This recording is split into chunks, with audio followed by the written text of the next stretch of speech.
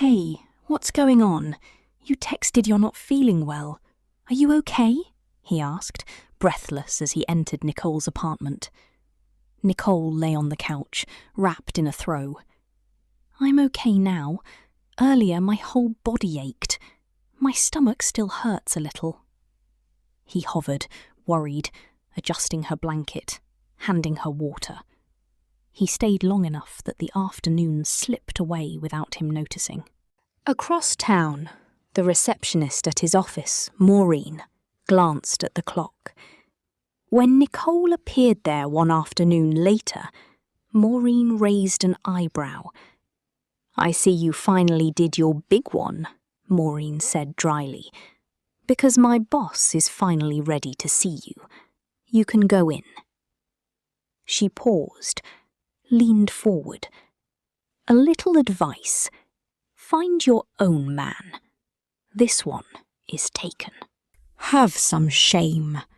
Mind the business that pays you, and stop sticking your nose where it doesn't belong.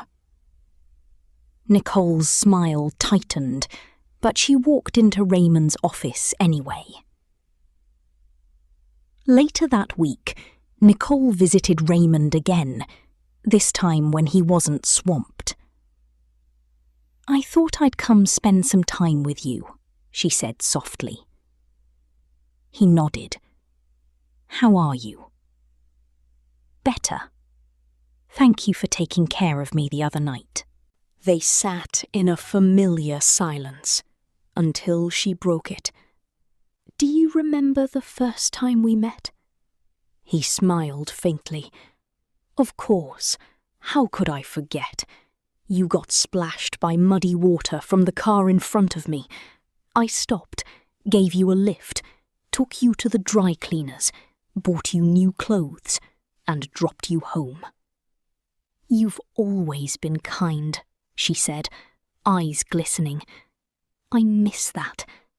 I'm sorry I hurt you back then. Please forgive me, Raymond. I want us back.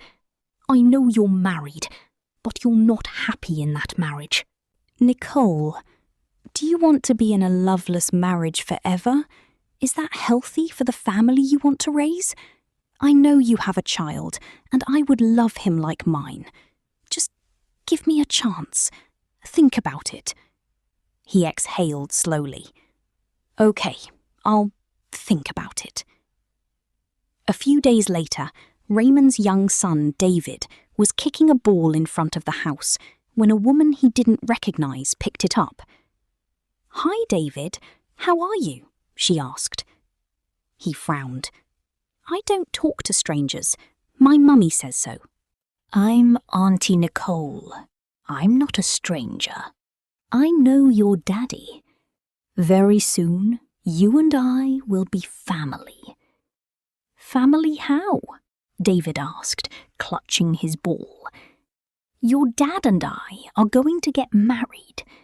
I'll be your stepmom. He stared, confused. What does that even mean? That evening, David sat on the couch, unusually quiet. Mommy, he blurted, did you steal Daddy from someone else? Amanda froze. What? Auntie Nicole came. She said she's getting married to Daddy and she'll be my stepmom. She said you and Daddy will separate. Amanda's jaw tightened. Didn't I tell you not to talk to strangers? I was just playing. She grabbed my ball. I'm sorry, Mommy. Listen to me. Her voice softened but remained firm. Don't believe anything she says.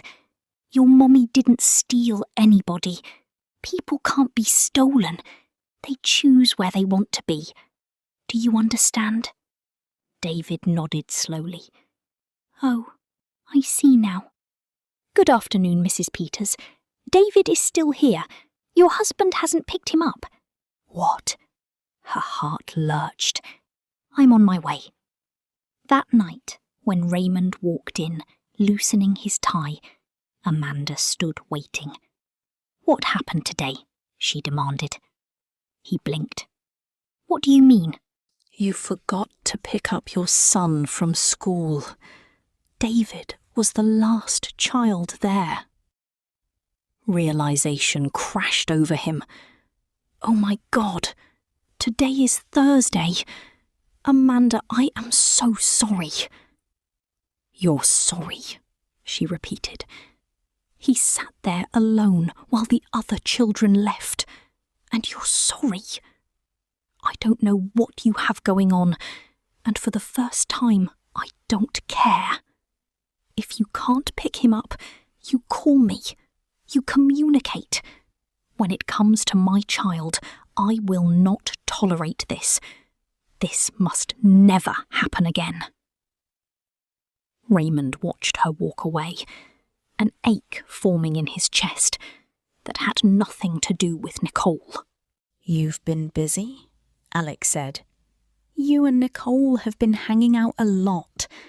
You really going through with this? I don't know what's wrong with me, Raymond admitted. I'm the most confused man alive. I got so distracted with Nicole I forgot to pick David up. When Amanda confronted me, all I could think about was kissing her. Alex stared. You wanted to do what? I thought you said you don't see her that way. I don't know where that came from. I couldn't sleep last night. Her being angry kept me up. I was restless. I don't know if it's Nicole or Amanda anymore. Then you'd better figure it out fast, Alex said quietly. Meanwhile, Amanda met her friend Jenny at a restaurant. Jenny admired Amanda's new hair and dress. This is the Amanda I know, Jenny grinned. I became a mum and forgot who that girl was, Amanda said. It feels good to remember. Their laughter died when a familiar voice cut through the clatter. Well, well, if it isn't the perfect little wife, or should I say, the stand-in. Nicole sauntered up to their table. New hair, new dress, trying to become his type overnight. Jenny's face hardened. I'm sure you've noticed he doesn't rush home anymore. Nicole continued. Wondered why he's late. Distracted. That's me. You haven't seen anything yet. If I were you, I'd start packing. Nicole strutted away. Jenny grabbed Amanda's hand as her friend's eyes shimmered, but Amanda stayed seated, silent. Outside, Jenny confronted Nicole. Let me be very clear, Jenny said, eyes blazing. What you just did, first and last time. Amanda chooses peace. That's her strength, not weakness. The day she decides to handle you herself, you'll wish you'd never crossed her path. And me, I'm not as patient. Don't try that nonsense again. You're back late, she said calmly. I was worried. Worried? Since when? He asked, defensive. You don't usually come home late. You've never given me a reason to worry. Until now. I don't know what this is about, Amanda. If you're trying to start a fight, I don't have time for it. Good night. He brushed past her, but something in her eyes, quiet, distant, stayed with him. The next morning at work, he called Maureen in. Going forward, if Nicole comes to see me, she doesn't come into my office. Whatever reason you need to give it. She's not getting in. Yes, sir, Maureen said. Consider it handled. Minutes later, Nicole appeared at the reception desk. I'm here to see Raymond, she said. Oh, my prayers have been answered, Maureen replied sweetly. Excuse me? Whatever spell you used on him, it's worn off. My boss told me very clearly, if I even see your shadow, I don't let you in. He's in there, yes, just not for you. Away. That evening she called Alex to meet. Raymond's giving me mixed signals, she confessed. 1 minute he's open, the next he shuts me out completely. I was hoping you could talk to him, help me get him back. Alex stared at her. You really don't have shame, do you? I am 100% Team Amanda. You think I'd help you break that family? Have you forgotten I came here once to beg you to see him when his father died? You refused. Now he's married, has a child, and suddenly you remember you love him? We both know his father is the reason he married Amanda, Nicole argued. You might need to believe that. I don't. If there was nothing there, that marriage wouldn't have lasted a year. It's been 7. If I were you, I'd find some dignity and walk away. Leave that family alone. He stood and left her sitting there, swallowing her pride. I've been thinking of sending David to my dad's for the holidays, she said. He's been asking a lot of questions I don't always have answers to. Things have been busy. A change of environment might be good for him. I just wanted to see if you're okay with it. If not, we can figure something else out. Raymond was lost in thought, barely hearing her. Raymond, she pressed. Did you hear me? Yeah, he said distantly. It's fine. He can go. Later, Nicole vented to her own friend. I don't understand him, she said. 1 minute he's all in, like he actually wants this. The next, he's cold. Every time I try to kiss him, he pulls away. I try to touch him, he goes stiff. It's driving me crazy. Honest, her friend replied. I don't think he's interested in you.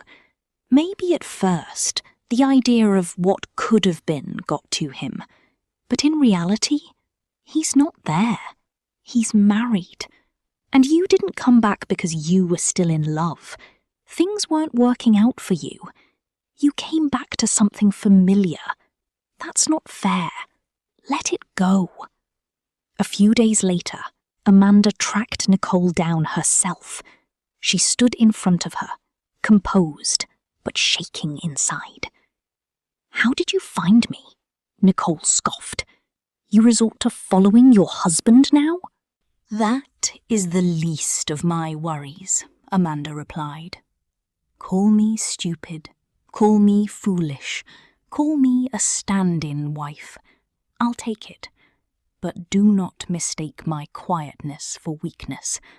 The next time you come near my house, the next time you speak to my son, the next time you even come an inch close to him, I will dig my claws into your skin, rip your flesh, and feed it to you while you're still breathing.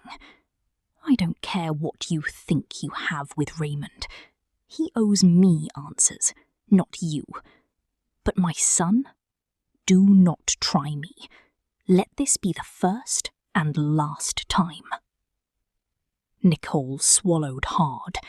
There was no mistaking the steel in Amanda's voice. My world is crumbling, he said. Amanda's pulling away. I thought Nicole and I, but there's nothing there. It's all surface. If I lose Amanda, I'm done. When I was at my lowest, she held everything down. I didn't realize I was in love with her. He inhaled shakily. 7 years. She gave me a son. We built something solid and peaceful. She takes care of David. She takes care of me. And she has her own money. never needed anything from me. I thought maybe she didn't even like me. I got too comfortable. I was scared to do anything that might disrupt the peace. I thought what we had was just calm. But it was love. If I lose my wife, my world is over. That's what I've been telling you, Alex said. Amanda is the best thing that's ever happened to you. When your dad was sick, Nicole didn't show up. Amanda did. You messed up, but maybe there's still time. You haven't done anything with Nicole, right? No, Raymond said quickly. Nothing happened. I just wanted to see if there was still something there. I realised very fast there wasn't. I love my wife. My whole world is built around her. Then tell her, Alex said. Show her. How? She's pulling away. Talk to Jenny, Alex suggested. She might help. Raymond later met Jenny at a cafe. Amanda's pulling away, he said. I'm scared of losing my home. If you know anything. Jenny stared at him, incredulous. Why are you acting like you don't know? You've been seeing your ex. Not only that, Nicole came to Amanda's shop and told her she was back to reclaim what was hers. Then she embarrassed us at a restaurant, called Amanda a stand-in wife, in public. And even before that, she went to your house and talked to your son, told him you would leave Amanda and marry her. That's why Amanda sent David to her dad. She doesn't want your mess touching her child. Raymond's mouth went dry. Why didn't Amanda tell me? Was she supposed to tell you that the same woman you're hanging around with is disrespecting her? Jenny shot back. She was probably waiting for you to be honest. You weren't. He put his head in his hands. I messed up. I came here hoping you'd help me talk to her. Now I don't know if she'll even believe me when I say nothing happened. I was talking to Nicole because things between Amanda and I were peaceful, but not intimate. Like co-parents. I loved the peace, so I protected it. I was scared to ask for more in case her answer was no. When Nicole came back, a piece of me wanted to know, what if? But I know now. I love my wife. I don't want to lose her. Jenny's face softened. Amanda loves you. She always has, since childhood. But right now, she's not talking, and that scares me. First, you need to fix it with Nicole. Set hard boundaries. The disrespect is unacceptable. Start there. Then talk to Amanda. If I have to help, I will. But fix that first. I've been calling you, she said. You've been ignoring me. I came to your office. Your receptionist refused to let me in. What's going on? Did you go to my house and talk to my son? Raymond cut in. She scoffed. So your wife told you. What's wrong with talking to him? If things work out between us, I'll be his stepmother. Let me stop you, he said, voice low but firm. I wanted to ask what gave you the guts to come to my home and talk to my child. But the truth is, I made that possible. If I hadn't given you room to come back into my life while I'm married, you would never have dared to disrespect my wife. So I don't blame you. I blame myself for creating that space, for making you think you could stand and talk to my wife the way you did. Her bravado faltered. Even if I didn't love my wife, he continued, even if I wasn't married, it still wouldn't be you. Whatever I felt for you is dead. I didn't just bury it when you left. I forgave you and moved on. But how I let you come back and almost ruin my family, that I cannot tolerate. After today, if you talk to my wife again, if you go anywhere near my son, you will see a side of me you've never seen before.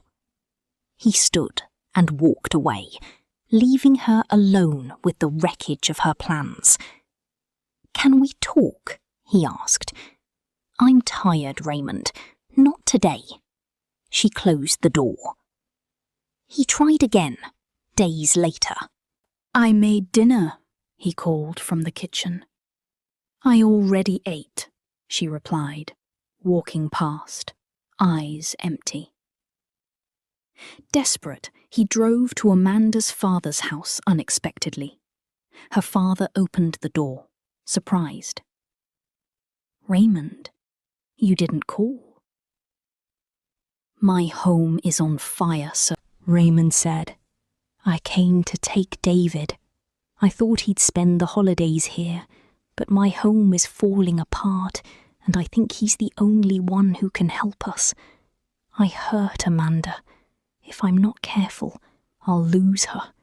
I can't live without her. I love her. Love is not just words, son, the older man said. It demands proof. I'll prove it, Raymond answered, with all my heart. Inside, David spotted him. Daddy! Back home, Raymond knelt to David's level. Buddy, I need your help, he said. Daddy made Mummy very angry. I need her forgiveness. Will you help me? What did you do? David asked. It's complicated. Remember what Auntie Nicole said? Something like that. But you're too young to understand all of it. Tell me, do you want Mummy and Daddy to keep fighting, or be happy again? I want you to be happy, David whispered. I want our family to stay together forever. I'll help you, Daddy. That night, when Amanda walked in, David ran to her. Mommy, we made you dinner, he announced proudly. In the dining room, the table was set. Candles, food. Raymond stood there, hands clasped, hopeful. Later, when they tucked David in, he looked up at both of them. Can I ask a question? Go ahead, they said together. Why do you both sleep in separate rooms? Amanda shifted uneasily. Before she could answer, Raymond spoke. Actually, Mummy is going to sleep in Daddy's room tonight. Amanda shot him a look. What? David beamed. Really? Raymond nodded slowly. On the way out, Amanda hissed. He's just a child. We don't have to. You know him, Raymond said quietly. He sometimes wakes up at night. I already told him you'd be in my room. If he wakes up and you're not there, that won't be good. You know exactly what you're doing, she muttered. Maybe, but please, she sighed. Okay, I'll grab my pillow. You don't need anything, he said. The room is ready. The bed is made. That night, as she lay stiffly on one side of his bed, he watched her in the dim light, wondering if there was still a way back.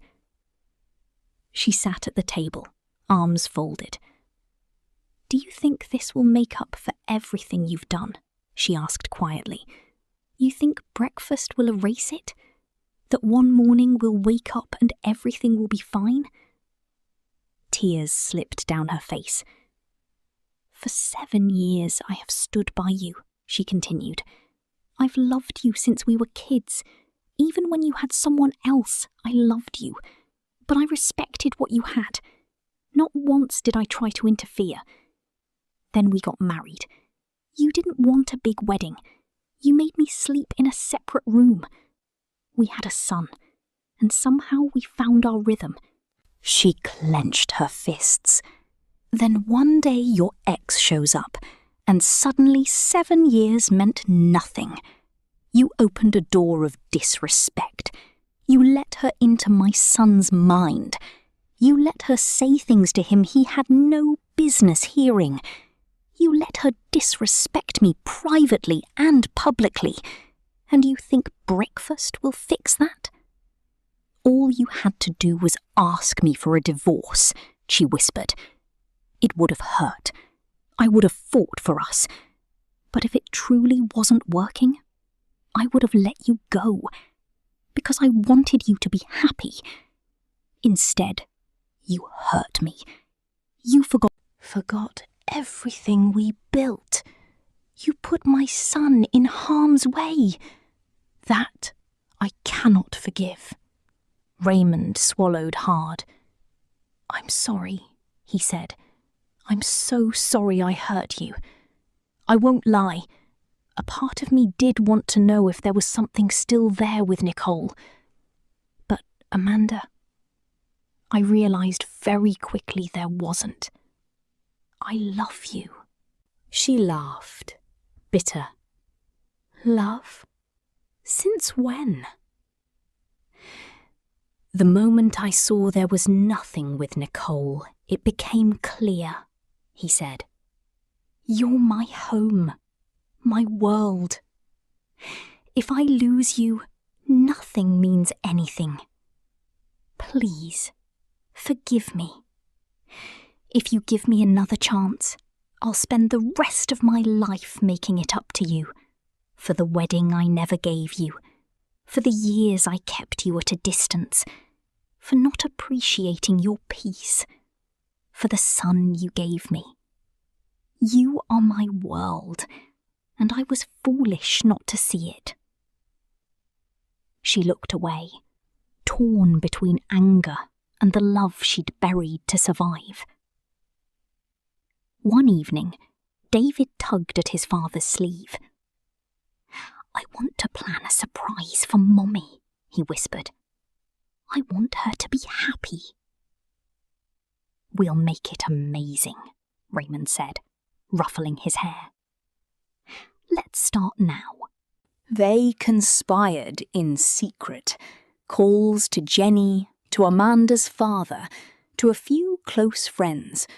Raymond revisited the place where he and Amanda had once shared their first real laugh as adults, where relief and quiet love had begun to grow. On the night of the surprise, Amanda walked in, expecting a simple dinner.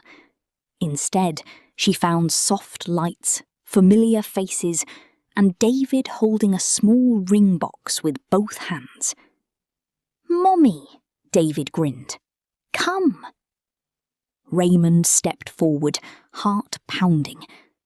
For 7 years, you have given me the best of your life, he said, voice trembling. You made me the man I am today. I want to spend the rest of my life with you. But we're already married, she whispered, tears welling. I know. Back then, I married you to fulfill a promise. Tonight, this is me choosing you. Again and again. He knelt, opening the box to reveal a ring that actually reflected what she meant to him. Amanda, he said, voice breaking, will you marry me? She covered her mouth, sobbing. I'd do it over and over again, she managed. You may have married me out of duty before, but I can see your heart now. David ran to them, arms around them both. Mum, he shouted happily. Raymond pulled Amanda close. I love you, he whispered. We love you, he corrected, glancing at David. "I love you both," she said. Then she suddenly gasped, clutching her belly. "My water just broke," she whispered, half laughing, half terrified. Raymond's eyes widened. "What?"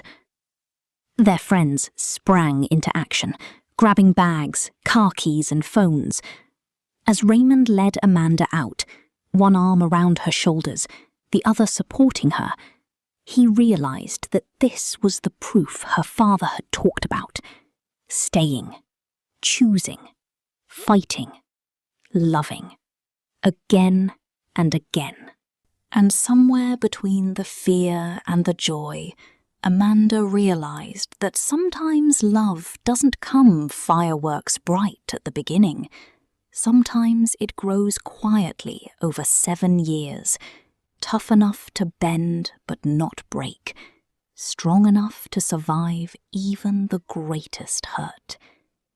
This time, they would build their family on a love they both finally named out loud.